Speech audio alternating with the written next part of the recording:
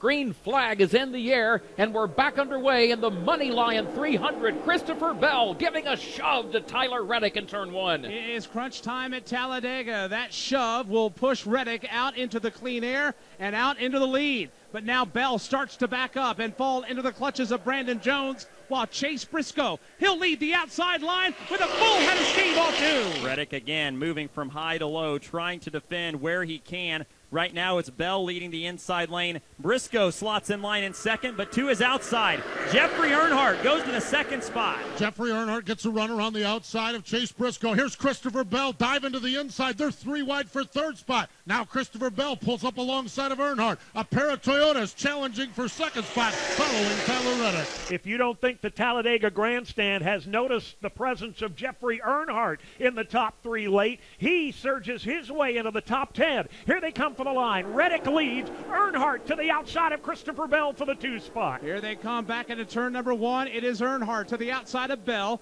That's the race for second. That's behind Tyler Reddick. Behind them, they're double wide a couple of rows. They're 3 wide, looking 4 wide towards the tail end of the pack. Reddick again moving defensively up to the high lane to block the advances of Jeffrey Earnhardt. 3 Joe Gibbs cars lined up in the top 5 here. Reddick again across the nose of Earnhardt. Here's Earnhardt back to the bottom, now to the outside. Earnhardt right on the back bumper of Tyler Reddick. Earnhardt slides up the racetrack. Reddick slides up in front of him. That opens up the inside. Here comes Chase Briscoe to the inside of Jeffrey Earnhardt. Briscoe makes the pass. Now he looks to challenge Reddick. Earnhardt trying to hang on to the number 3 position. Grandfather Dale Sr., 10 Talladega Cup wins, 1 Xfinity win. Uncle Dale Jr., 6-time Cup winner, 1 Xfinity Series win. But Mike Bagley, he's got his hands full right now. Chase Briscoe's got a trunk full of Jeffrey Earnhardt. Here comes Cindric right up the gut, basically scraping the side of those race cars. 4 wide, further back, and now they wreck off the corner. Earnhardt is into Clements. 1, 2, 3, 4, 5 cars crashing and colliding as they slide down the back straightaway to Dylan Welch. And they are still sliding down towards the end of the back straightaway. Justin Allgaier is involved. Jeffrey Earnhardt did indeed get a little bit of damage. There's more cars working down here. Alex LeBay, his great run comes to a screeching halt with damage. Another car is backed against the outside wall. It's the Jeremy Clements machine halfway down the back straightaway. A couple cars left here that were not able to drive away, but most of them were able to escape the calamity down here on the backstretch.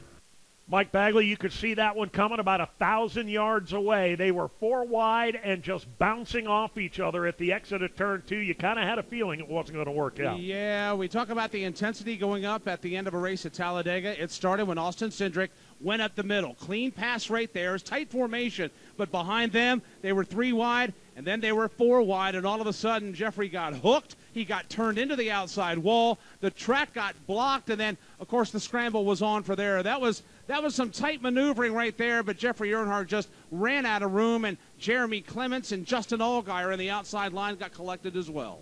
And then the situation continued to unfold and develop further down the backstretch when more cars came to a rest near Dylan Welch. And there is one car that is stopped against the inside wall, and not exactly sure who that is as the safety vehicle has pulled in front of him. But down here right at the entrance to turn 3 on the apron, Timmy Hill has come to a stop. Jeremy Clements, who it looked like took the brunt of the impact there, he had the most damage and was the one that was parked against the outside wall on the backstretch. He was able to refire his Chevrolet and drive back to pit road. I would say now I was just about to say that the odds for overtime were beginning to pick up, but now NASCAR has elected to put the red flag on the field. A serious amount of cleanup. Mike Bagley, Dylan Welch, I would expect most of the length of the back straightaway. Looks like we're okay over here, Dave. There are some pieces of debris here or there, but Dylan, I would say all the heavy lifting is at least halfway down the backstretch towards you. Yeah, and Mike, it really doesn't appear that there's much fluid or anything down here, and not a lot of debris either. So they're getting the cars cleaned up and hooked to the back of the tow trucks right now. Timmy Hill's machine, which was the car that was stopped down here on the apron of turn 3, has a tow truck in front of it waiting to be hooked up. And the other car that was down there right on the inside of the back straightaway was the Justin Allgaier car. His car is hooked to the tow truck and going past my vantage point at the entrance to turn 3 right now. So doesn't look like, at least from our vantage point, that it's going to be too much longer. There is some debris out on the racetrack, but it looks like we escaped with no or minimal fluid on the racetrack. 9 of the last 14 Xfinity Series races here at Talladega have ended in overtime, and we may be headed for 10 out of 15. Yeah, it looks like there certainly could be a possibility of that before things wrap up here this afternoon. The money line caution has been withdrawn, and the red flag now is out. We've been under the red for about a minute and a half and counting at this point.